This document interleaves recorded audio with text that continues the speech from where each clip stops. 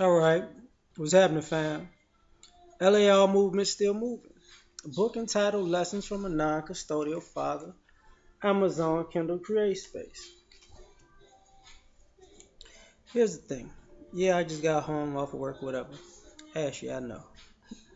The black male experience. Nothing's ever enough. Now, people seem to ignore this because, in my opinion, people are assholes. That's just my opinion. But when it comes to black males, the standards are ever changing. The expectations are ever changing. Um, the records that can be achieved and broken are not good enough, even though nobody else may be able to even get close to them. The achievements are marginalized, and it's what you gonna do next. Well, that ain't shit. Nothing's ever enough. You know, when we do something good, it's not good enough. When we do something great, it's not great enough. When we do something extraordinary, it's not extraordinary enough. But at the same time, when you place this mentality on everybody else, it's a problem because you're asking too much. You know, to the point where everybody else's good is good enough. Everybody else's great is great enough. Everybody else's extraordinary is extraordinarily enough.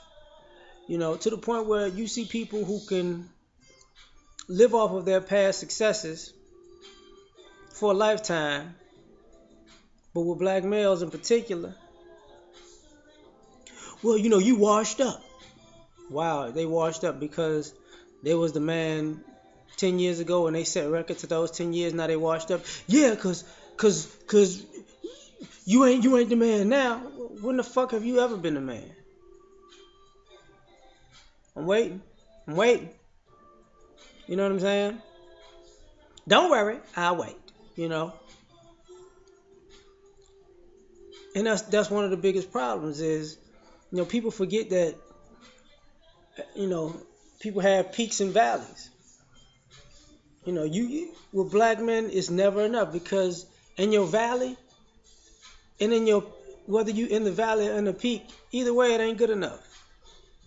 You know, even when you going downhill, you going through a thing and life is putting the screws to you. Oh, it ain't putting the screws to you enough. You know, you didn't quit yet, so you know people need to pile on. People need to be out to destroy you at your lowest point because it's not enough. It's not enough until you're dead. That's when it's enough. You know, and that's the black male experience. Like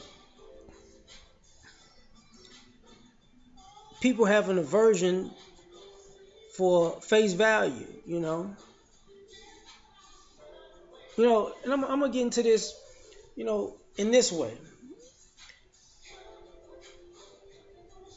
I've heard women say, men are judged by brains and women are judged by beauty, and you know, and black men have kicked ass in sports, and that's why we have the reputation we have. And I sit there and I'm like, oh, this is what I mean by nothing's never enough. We kicking ass in sports now. People forget about the inventors that were kicking ass when we were supposed to be intellectually inferior. People forgot about that. People forget about the businessmen who were kicking ass to the point that they had to rig the whole government system the same way they rigged the government with the inventors. People forget about that. People forget how kick ass we were militarily.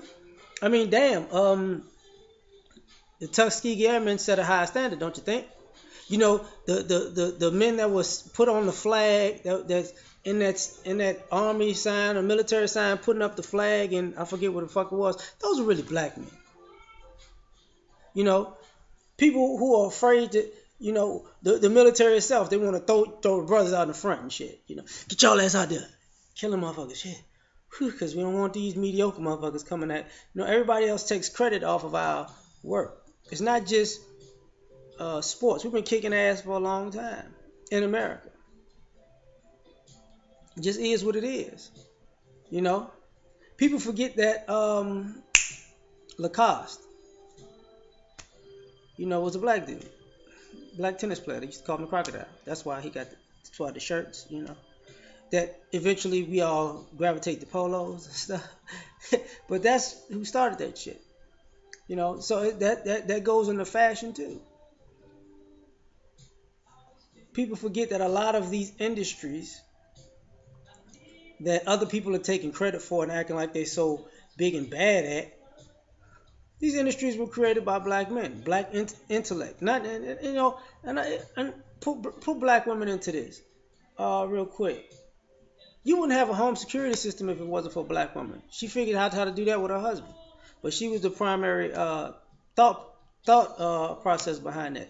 But see, black women, I don't think you wouldn't have LASIK surgery if it wasn't for a black woman. But y'all just don't, but y'all don't think about this shit because when it's black men, it's never enough. The accomplishments are ever growing. We doing new shit every day. We create new shit every day. We excelling every day.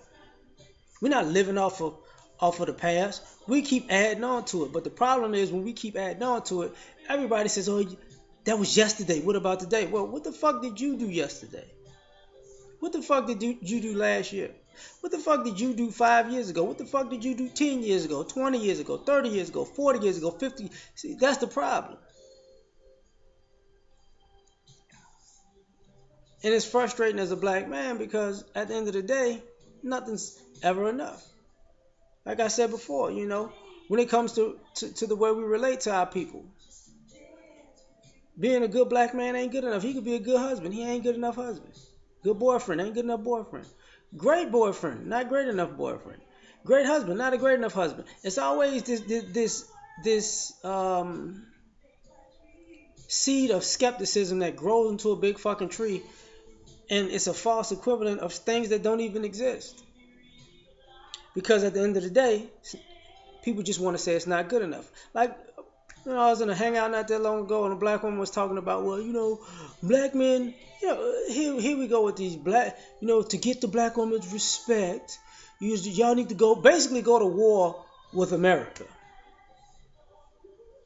And we hearing this from now because all the other excuses that women have made over the years are falling flat on their face. We're going to move the goalposts again and say, go to war with America. And if you win, then we'll love you. If you don't shut your stupid ass up. Because maybe, because you're the white man's bitch. We ain't the one wearing the white man's hair. We ain't the one, when we on the job, how you doing, sir? Hi. Changing my whole voice and I'm changing my whole demeanor because I just want to be like you. We ain't doing that shit. That's your ass. And then the dudes that we call sellouts who do that shit. But everybody lives under the auspices of having that excuse. We have to do that because you're not gonna go to war with the country and win, man. Really? If that's how far you gonna go? Really? That's how far you gonna go? Because nothing's ever enough. Even if we went to war with the country and won, that wouldn't be enough. You really think that'll be enough? Yeah, this time it'll be enough. No, it won't. All you motherfuckers have moved the goalposts religiously. If we went to war with the country and won, then we have to go to war with the whole Western Hemisphere and win. Then we have to go to war with the whole fucking world and win. And then you still wouldn't be satisfied. Because, like I said before, nothing's ever good enough.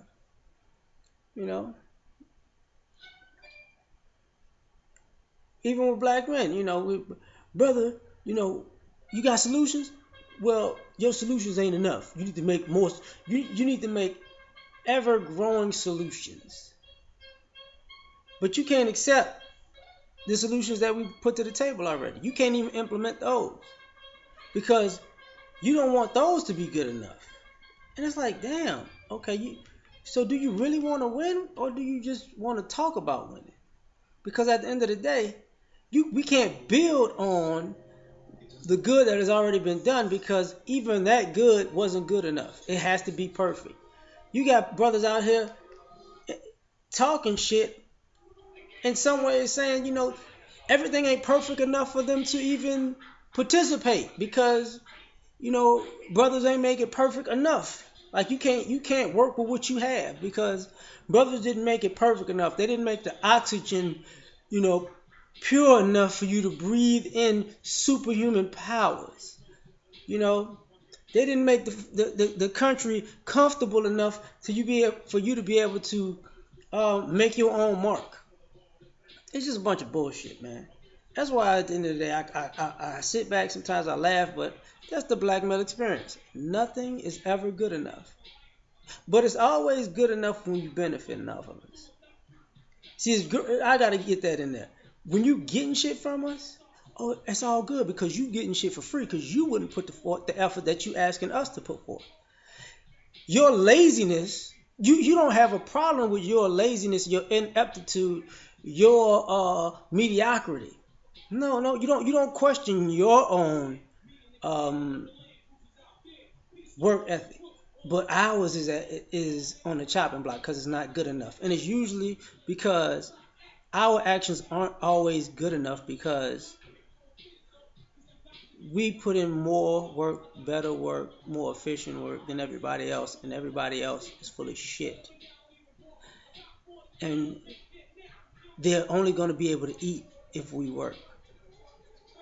Cause look, let's be honest, this country was built on the backs of black people, under the auspices that motherfuckers was so lazy that they had to go try to kill and murder people to get them to do work that they wasn't gonna do. And this is how this country is still ran to this day. Just saying. Peace.